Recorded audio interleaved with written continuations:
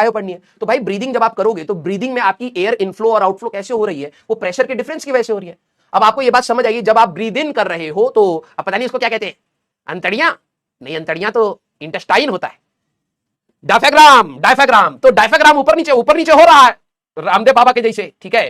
तो आपका छाती बिल्कुल चौड़ा हो जाता है, तो वॉल्यूम बढ़ जाता है, तो जैसी गैस एक्सपैंड करता है प्रेशर कम हो जाता है। तो बाहर प्रेशर ज्यादा है, अंदर प्रेशर कम है, तो हवा हाई प्रेशर से लो प्रेशर मूव करेगी, छाती में हवा भर गई। फिर जब आप एक्सहेल करने की कोशिश करते हैं तो डायफ्राम क्या करता है, पुश कर देता है, तो आपका ये कंपैक्ट होने की कोशिश करता है, कंपैक्ट होता है तो एयर स्क्वीज होती है, प्रेशर बढ़ जाता है, तो फिर ब्रीद आउट हो जाता है। तो कहीं ना कहीं जब आप अपने फिनोमिनास को समझने की कोशिश करते हैं कि नेचर में जो भी चीजें हो रही हैं वो ऑब्वियस सी बात है कहीं ना कहीं फिजिक्स से ही ड्राइव हो रही है।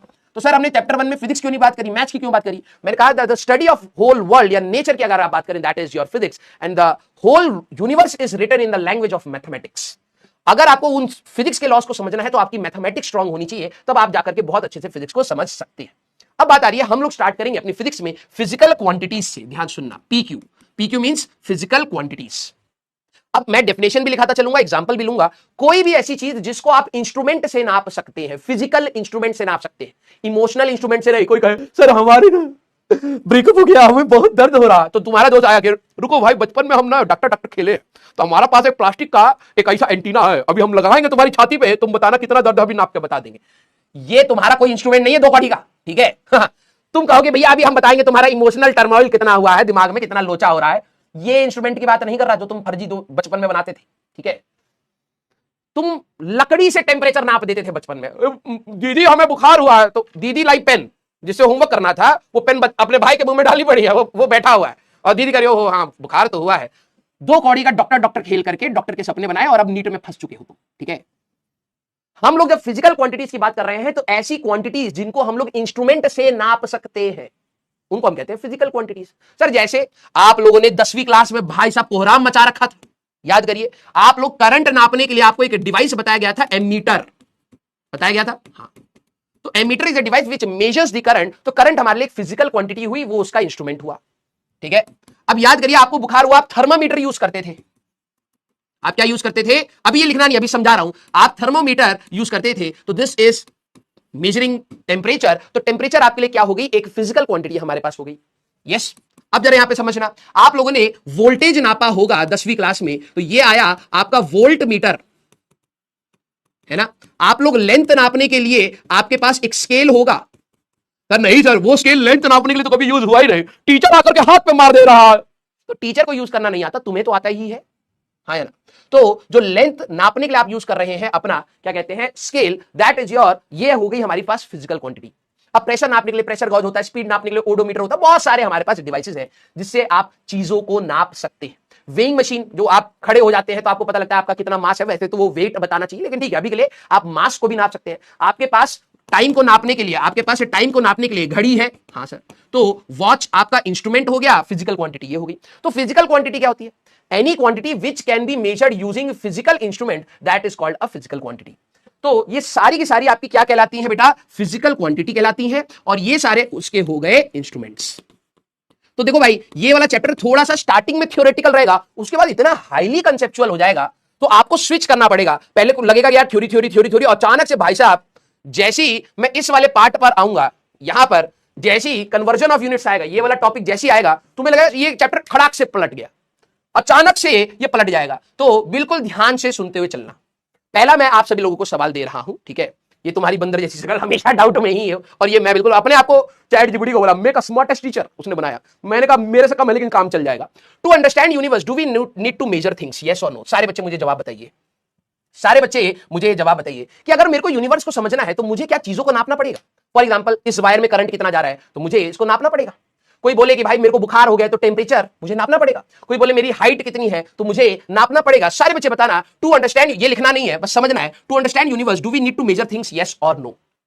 ऑब्वियस सी बात है, ऑब्वियस सी बात है कि आपको मेजर तो करना पड़ेगा। अब आप बोलेगे हमारे बॉडी में कितना लीटर दूध कह रहा हूं कितना लीटर खून होता है, थोड़ा हरियाणा वो आ जाता है, लीटर में सीधे दूध ही आता है हाँ, 5.5 लीटर या 6 लीटर हमारे पास क्या होता है, हमारी बॉडी में खून होता है। तो नापा होगा ना भाई, किसी ना किसी को तो टोमेटो केचप की जैसे पूरा, ये नापा कैसे गया होगा है?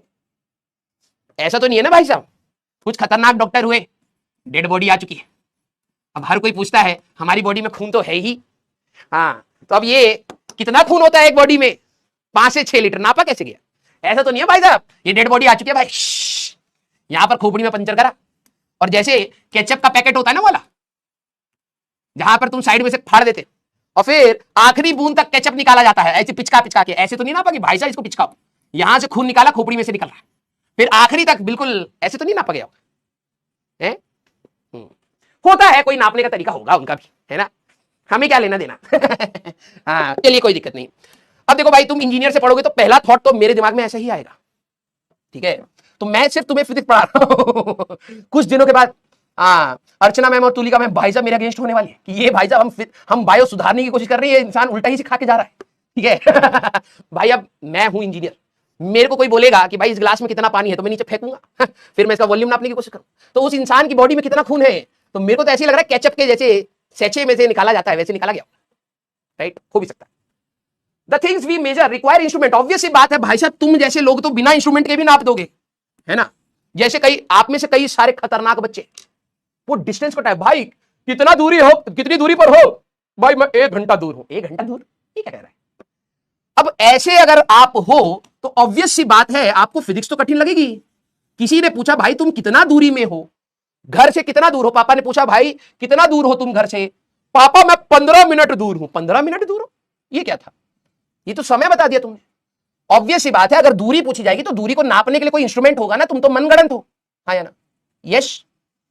तो अब ये बहुत बेसिक सी चीज मैंने आपसे पूछी है, इसीलिए इस चैप्टर की अब आपको डिमांड समझ आएगी कि यार हमें अपने यूनिवर्स को समझने जाना है, तो यूनिवर्स को जब समझेंगे तो चीजों को नापना पड़ेगा, चीजों को अगर नापना पड़ेगा तो इंस्ट्रूमेंट की जरूरत पड़ेगी, ये आई बात। तो अब बात आती है फिजिकल क्वांटिटीज होती क्या है। एनी क्वांटिटी लिखना है इसको बेटा, एनी क्वांटिटी, ठीक है, which can be measured, which can be measured using physical instrument, using physical instruments. जब आप कोई फिजिकल इंस्ट्रूमेंट्स को यूज करके किसी भी चीज को नाप सकते हैं, उसको आप फिजिकल क्वांटिटी कहते हैं, ठीक है। अब एग्जांपल में आपके स्कूल में एग्जांपल में पूछा जा सकता है, क्योंकि आप चैटिंग करोगे तो समझोगे नहीं। कौन कौन सी फिजिकल क्वांटिटीज, जितनों का याद हो उतनों का बता देना। जैसे आप लोगों को पता है टाइम, टाइम के लिए हमारे पास क्या होता है, वॉच होती है, तो ये भी एक फिजिकल क्वांटिटी हो गई। सेकंड है आपका टेम्परेचर, टेम्परेचर के लिए आपका थर्मोमीटर होता है, ये भी हो गया हमारे पास। स्पीड, स्पीड नापने के लिए आपको आप लिख दीजिएगा स्पीडोमीटर हमारे पास, क्लियर। हमारे पास करंट, करंट नापने के लिए एम मीटर हमारे पास, ठीक है। वोल्टेज, वोल्टेज नापने के लिए वोल्ट मीटर हमारे पास। लेंथ, लेंथ नापने के लिए आपके पास स्केल होता है। तो ऐसे आप प्रेशर के लिए बैरोमीटर होता है, मैनोमीटर होता है, बहुत सारे डिवाइसेस हैं। हमें सारे डिवाइस लिखने की जरूरत नहीं है, लेकिन अगर आपसे सबसे पहला सवाल इस चैप्टर में क्या पूछा है, फिजिकल क्वांटिटी होती क्या है। किसी भी चीज को, जिसको आप मास को नापने के लिए वेइंग मशीन आप लिख सकते हैं अपना, ठीक है। किसी चीज को जब हम लोग नाप सकें यूजिंग एन इंस्ट्रूमेंट, उसी को हम फिजिकल क्वांटिटी कहते हैं। कोई बोले एक दो एग्जांपल बताओ, तो आपके पास बहुत basic life day to day life में जो भी एग्जांपल हैं आप उनको लिख सकते हैं। सारे बच्चे एक बार थम्स अप करेंगे कि आपको ये बात समझ आई, यस और नो। मैं चैट ऑन करूंगा, आप लोग लिखते चले जाएंगे, फिर चैप्टर का बेस खराब हो जाएगा। मैं चाहता हूं आप प्लीज मेरे वर्ड्स को ध्यान से सुनिए, ठीक है। सारे बच्चे जरा थम्स अप करेंगे कि फिजिकल क्वांटिटीज क्या है। Any quantities which can be measured using instruments, physical instruments. जैसे आप लेंथ को नाप सकते हैं स्केल से, टाइम को नाप सकते हैं, टेम्परेचर को नाप सकते हैं, करंट को नाप सकते हैं, वोल्टेज को नाप सकते हैं, प्रेशर को नाप सकते हैं, जितनों को भी आप डिवाइसेस से नाप सकते हैं, those quantities are your physical quantities, ठीक है हमारे पास।